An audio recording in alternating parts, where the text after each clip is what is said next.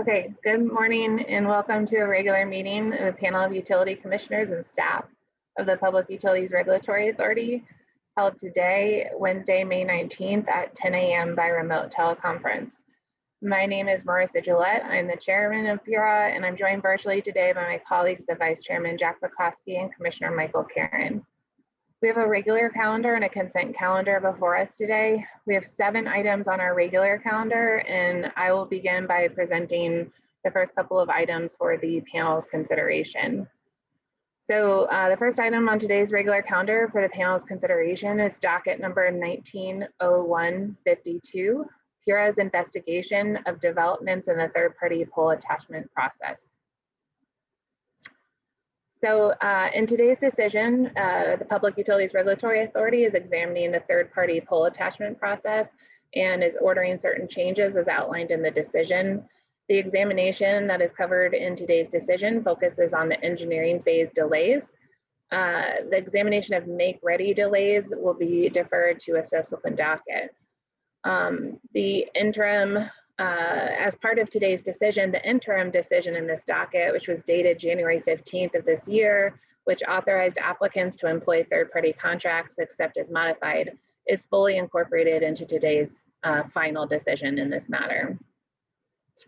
The background for this proceeding is as follows, dating all the way back to 2008, decision in docket number 070213, which is also known as the Make Ready decision.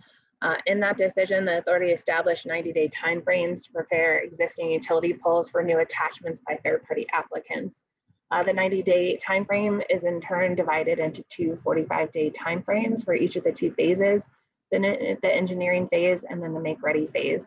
Again, today's decision focuses on the engineering phase of this process.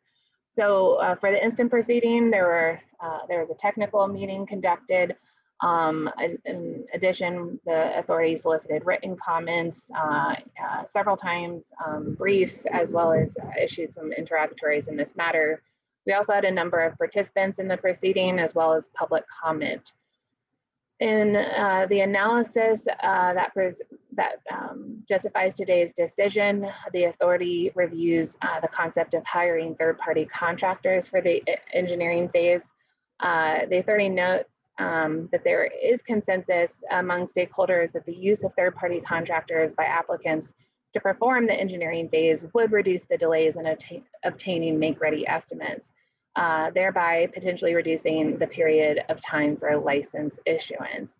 And as such, the authority is allowing poll attachment applicants to directly retain third-party contractors to complete the engineering phase.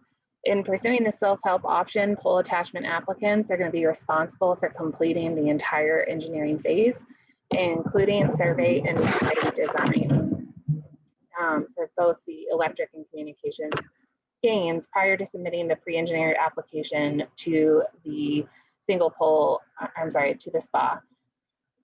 The applicants must hire pre-approved contractors from the list that the SPAs will maintain and keep up to date. In today's decision, the authority also reviews the appropriate scope of the engineering phase. It reviews the third-party contractor qualifications against the FCC guidelines, and also make certain findings with respect to the ability of the SPAs to disqualify contractors and to maintain a list of those contractors. In summary of the findings with respect to that item, the authority finds that the SPAs are in compliance with order number 1 of the interim decision, which required submission of an initial list of contractors approved for use by applicants to perform the engineering phase. The authority is also finding that the SPAs are in compliance with order number 2 from that interim decision, which they were required to develop written procedures for qualifying third-party contractors to perform the engineering phase for poll attachment applications. The authority also finds the SPAs to be in compliance with additional actions from that compliance letter in this docket dated September 30th, 2020. Nevertheless, the authority remains concerned by the tenor of comments on this matter. We are very concerned about ensuring that the new self-help framework is successful in mitigating delays in the engineering phase of the attachment process. And additional focus is needed to make sure that there are sufficient contractors to meet the attachment delays. So the authority is taking certain actions in this decision to require the spas to submit additional biannual compliance reports, and we specify a number of items that must be included in that report. The decision also addresses process and time interval, and further notes that the fee structure, which was first contemplated in Order 4 from the interim decision, the fee structure, meaning those fees intended to cover the SPA's costs to review the application and determine the make-ready fee. That is briefly reviewed in today's decision. While we reviewed the fees submitted by the SPAs, the authority finds in today's decision that that structure warrants a deeper dive in the next iteration of this proceedings, so no further findings are made here. The decision does, however, contemplate a number of delays, contributing factors to the delays in make-ready work, and as previously stated, the authority will be ordering a new proceeding to address those delays, since today's decision is focused on the engineering phase delays. Lastly, today's decision touches on application forecasting and volume caps, and also addresses continuous line requirements. On the continuous line issue, the authority finds that there are additional questions that must be addressed. So we are ordering the SPAs and the ILECs, as well as additional stakeholders, to consider those additional questions identified in today's decision through a working group with the assistance of the authority's Office of Education Outreach and Enforcement. And the decision also addresses the subsequent docket scope for the make-ready work. In conclusion, the pole attachment applicants may pursue self-help in the engineering phase of the pole attachment process by directly retaining third-party contractors to complete the engineering phase and submit a pre-engineering application to the SPAs. Each of the SPAs have created a list of pre-approved contractors that applicants may immediately begin to employ. The pre-engineering applications must be submitted by the applicant with the applicable application fee and subsequently reviewed by the SPA and ILEC within 10 business days of receipt. The volume caps and requests by the SPAs for notice of intent to apply are not allowed in today's decision. The service job criteria must be maintained, and the revised temporary pole attachment guidelines must be adopted by all SPAs and made available to all attachers. However, the authority expects that attachment issues leading to the overuse of temporary attachments will be mitigated by the self-help engineering framework outlined in today's decision. The authority is, however, requesting additional information from stakeholders and feedback from EOE on whether to allow the SPAs to restrict applications to continuous pole lines and how to expand the ability of non-ILECs to attach facilities below ILECs and on the field side of the utility pole. With that, there are a number of orders in today's decision that conform to the conclusions that I just stated. And with that, I would recommend today's decision to the panel. I move adoption, Madam Chairman. Second. Thank you. The item has been regularly moved and seconded. Mr. Bumping, can you please take the roll? Chairman Gillette, Yes. Vice Chairman Bukowski, Yes. Commissioner Karen, Yes. Thank you. The decision has been adopted. We'll move to docket number, the second item on the regular calendar, docket number 190601, RE01. The annual review of Connecticut electric suppliers and electric distribution companies' compliance with Connecticut's renewable energy portfolio standards in the year 2018. This is a reopener with focused on the reconsideration of EDF Energy Services and Wadify's compliance with that matter. So in today's decision, PURA is reviewing EDF Energy Services and Wadify Inc.'s compliance with the Connecticut Renewable Portfolio Standards in year 2018. Based on that review, the authority determines that EDF Energy's renewable source deficiency consists of 1,738 Class 2 renewable energy credits, which results in an alternative compliance payment of just over $43,000. Wadify's renewable source deficiency consists of 3 Class 2 RECs and 22 Class 3 RECs, resulting in an ACP of $757. So again, this is a reopener to address just those 2 suppliers, revise compliance with the authority's decision with respect to the 2018 Renewable Portfolio Standard. So the authority has reviewed both of those companies' revised Exhibit A's and have made the findings that I just stated with respect to their deficiencies and resulting ACPs. So in conclusion, the authority adopts those findings and directs Wadify and EDF to submit to the authority receipts showing the required ACPs by June 11th of this year.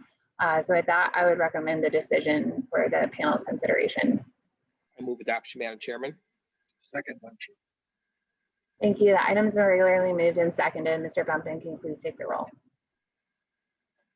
Chairman Gillette, Yes. Vice Chairman Bukowski, Yes. Commissioner Karen, Yes. Thank you. The item has been adopted. So move to the third item on today's regular calendar, docket number 200601, the annual review of Connecticut electric suppliers and electric distribution companies' compliance with Connecticut's renewable energy portfolio standards in the year 2019. So I'll present today's final decision for the panel's consideration. The decision finds that in 2019, 40 companies, including 38 electric suppliers and 2 electric distribution companies, were subject to the Connecticut Renewable Portfolio Standard, or the RPS, serving aggregated load in Connecticut of 26 million megawatt hours. Of the 40 companies subject to the RPS, 36 fulfilled the RPS requirements by procuring and properly settling the necessary amount of RECs for the given classes. 23 companies fulfilled their full RPS requirements through RECs. The aggregate renewable source deficiency from the remaining companies that did not meet the requirements consisted of 27,678 Class 1 certificates, 3,300 Class 2 certificates, and 364 Class 3 certificates. All of those deficiencies aggregate to an assessment of over $1.6 million in alternative compliance payments that are due. The decision today also makes findings with respect to the banked Class 1, Class 2, and Class 3 certificates from the respective companies. Those bank certificates for the compliance year 2019 totaled over 865,000 certificates, which were banked in this year. So the authority's analysis looks through not only the RPS requirements that the companies were subject to, but also the Exhibit A's and other compliance items submitted by those companies, and further confirms the alternative compliance payments that each company is subject to. Those findings with respect to the banking by each company and the ACPs due from companies, if any, are detailed in today's decision. Also, today's decision concludes, requires that the companies that are subject to paying alternative compliance payments must submit receipts of having paid those monies to the authority by June 11th of this year. So with that, I would recommend today's decision to the panel. I move adoption, Madam Chairman. Second motion. Thank you. The item has been regularly moved and seconded. Mr. Fountain, can you please take the roll? Chairman Gillette, Yes. Vice Chairman Bukowski, Yes. Commissioner Karen. Yes. Thank you. The item has been adopted. I'll turn to the Vice Chairman for the next two items on the agenda, please. Thank you very much, Madam Chairman. Docket number 20-1233, application of Valley Water Systems Incorporated to sell real property. Madam Chairman, I respectfully request that this item be continued to the May 26, 2021 regular meeting. So moved. Do I hear a second? Motion made and seconded to continue to the May 26, 2021 meeting. Please call the roll. Vice Chairman Bukowski, Yes. Chairman Gillette, Yes. Commissioner Karen. Yes. Items approved for continuation. Thank you very much. Item number 5 is docket number 18-1222, investigation to amnesty for suppliers for Connecticut General Statutes, next cycle rate violations. In this interim decision, the department, the authority acknowledges its completion of the initial phase of this docket, resulting in bill credits of more than $9.4 million. I'll repeat that, $9.4 million to customers due to electric suppliers' failure to correctly provide the next cycle rate for residential customers pursuant to general statutes, and orders the electric distribution companies to submit final costs to the authority for review. As a result of participating suppliers' voluntary participation in this docket, the authority will forbear from imposing a penalty pursuant to statutes for next cycle rate violations for that occur between January 1st, 2016 and January 28, 2019.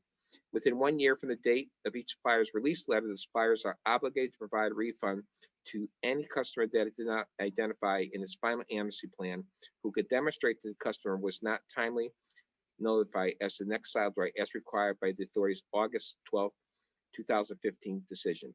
The supplier is required to calculate any such refund in a way if calculated refunds are under its final amnesty plan. Acceptance of any supplier's amnesty plan does not preclude any enforcement actions and or penalties against suppliers due to the next cycle rate violations occurring after January 28, 2019. Furthermore, all suppliers that did not participate in this review may be subject to an investigation of possible fines. Madam Chairman, I recommend that to the panel. Thank you, Mr. Vice Chairman. I would move adoption. Second. Regularly second, this docket be approved. Any comment? I would like to thank Attorney Kim White and Art Marcelinas, to name just a few, that really spent a great deal of time and effort on this docket. This is no small task to go back, look at past bills going back several years, and the fruits of their labor have certainly paid off when we look at a $9.4 million rebate back to the electric suppliers, or back to customers that due to electric suppliers that did not comply with our regulations and our standards. So I just want to thank them on behalf of the authority. Please call the roll. Vice Chairman Bukowski, Yes. Commissioner Karen, Yes. Chairman Gillette, Yes. Thank you very much. The docket's approved. Great, thank you. Commissioner Karen, we will turn to you for the next two items on the agenda, please. Thank you, Madam Chairman. Madam Chairman, before you have the document number 20-1031, the application of Joe City Water Company to amend rate schedules. Joining us today to provide a summary of this important case is Mr. Albert Shablowski, authority staff, our colleague. Mr. Shablowski, if you're ready, please provide your summary. Good morning, Chair Gillette, Vice Chair Bukowski, and Commissioner Karen. By application dated October 30th, 2020, the Jewett City Water Company submitted an application to amend its existing rate schedules pursuant to Connecticut General Statutes 16-19 and 16-1-53, Section A of the regulations of Connecticut state agencies and standard filing requirements. The company originally sought an annual base increase in revenues of $621,996, or approximately 40.5% over adjusted test year revenues. In a subsequent revision, the company lowered its relief request to 36.3%. The company also sought to roll in its currently allowed Water Infrastructure and Conservation Act, the WICA, surcharge of $148,385 into base rates. The company noted it has done as much as possible to sustain its financial condition and to delay a request for a rate case. Nevertheless, the current financial condition of the company requires a rate increase as outlined in the company's application to enable the company to continue to provide safe, reliable, and high quality service to its customers. The Office of Consumer Counsel called for approximately $82,000 in adjustments related to ROE, non-revenue water, as well as management fees. The Office of Consumer Counsel firmly recommended the use of a 7-year amortization period for rate case expense, whereas the authority's draft stated a 5-year period. As the authority now expects the limited reopener to occur in 2022, the authority increases the amortization period to 6 years. The Office of Education Outreach and Enforcement of the authority noted that with several medications, the company has been providing excellent service to its customers. Based on staff's analysis, the authority has made approximately $107,000 of adjustments to the O&M expenses in areas such as uncollectible expense, amortization, insurance expense, outside services, management fees, capitalized payroll and benefits, as well as non-revenue water expense. Additionally, the authority decreases the company's proposed rate base by approximately $150,000 due to adjustments in areas such as incomplete projects, federal tax rate reductions, and working capital. During 2020, the company received a federal Paycheck Protection Program loan. The PPP loan was used to pay wages of employees rather than laying them off, and represented about 2.5 months worth of Jewett City employee salaries. The company is in the process of seeking forgiveness for this loan from the federal government. The authority determined that the PPP loan forgiveness amounts shall reduce uncollectible costs associated with the pandemic, and any remaining balance should offset the revenues in the RAM filing. Based on the foregoing, the authority's approved rate increase as a result of this decision is $591,410 over the current rates, or approximately 28.5% over the projected revenue at current rates. The allowed ROE is set at 9.94% based on the average of the allowed ROE for Aquarian Water Company and Connecticut Water Company, currently at 9.44%, with the 50 basis point fixed adder allowed for in the streamlining decision. And with that, the staff recommends the commissioners approve this decision. Thank you very much, Mr. Shabowski. Thank you for your efforts as lead staff on this docket, and thanks to all authority staff who put many hours of effort into this, as well as all of our other stakeholders. And would also like to say, again, clear that Jewett City is a well-run company with some room for improvement. And I think the final draft, the final proposed decision reflects that. With that, I would seek a motion, Madam Chairman, to adopt docket 2010-31. So moved. I'll second it. Are there any questions or comments? Seeing none, Ms. Blunden, why don't we call the roll? Commissioner Karen, Yes. Chairman Gillette, Yes. Yes. Vice Chairman Bukowski. Yes. Thank you. The docket is approved. So that, item number 7 of our agenda is docket number 210404, the assessment of civil penalty against Yankee Gas Services Company for pipeline safety violations. So in docket 210404, the authority will be assessing a civil penalty in the amount of $100,000 for pipeline safety violations.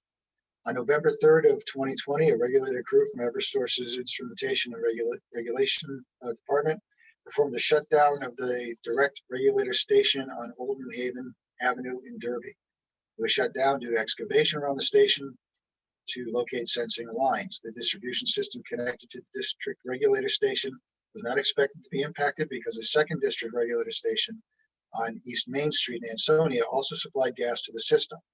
The East Main Street district regulator station was determined to have enough capacity to feed the distribution system while the Old New Haven Avenue station in Derby was being shut down.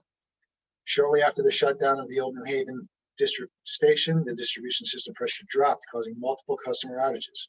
To protect the public, Eversource made the decision to shut the system down, resulting in total outage of 2,339 customers across Derby and Ansonia.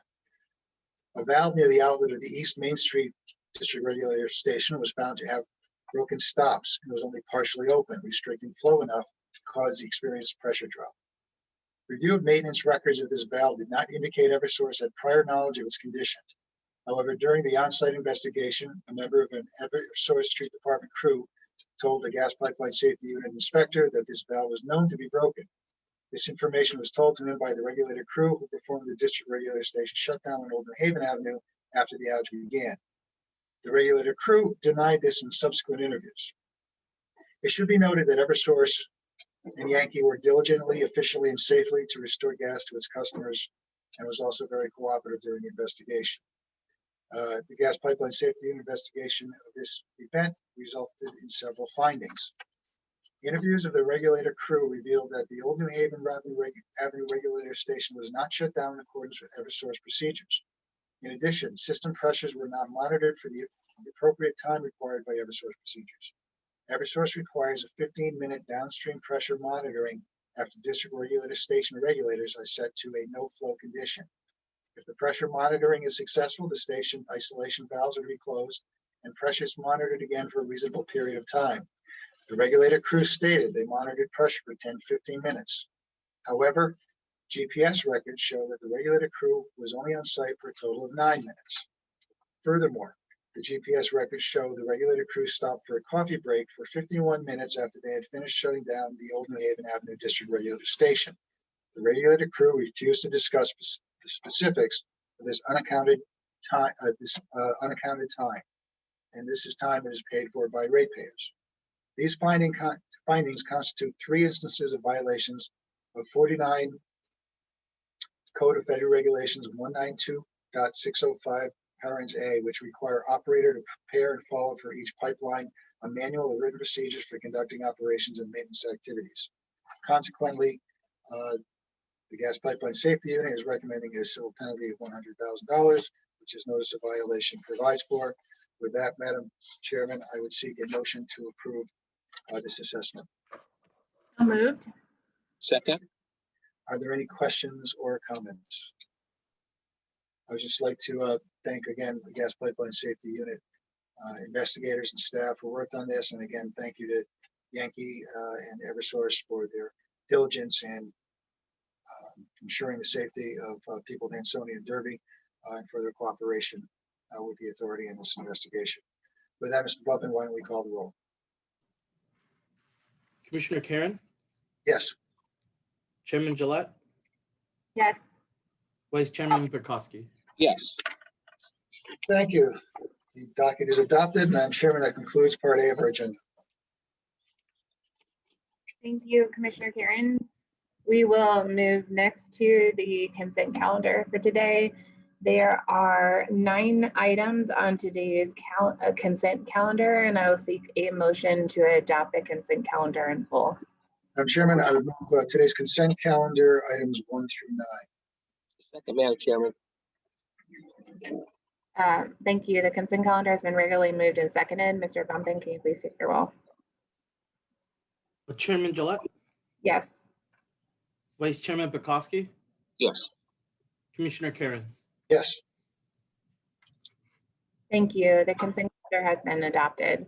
That brings us to the end of today's regular meeting. I just want to make a couple of announcements before people head off for the rest of the day. Number one,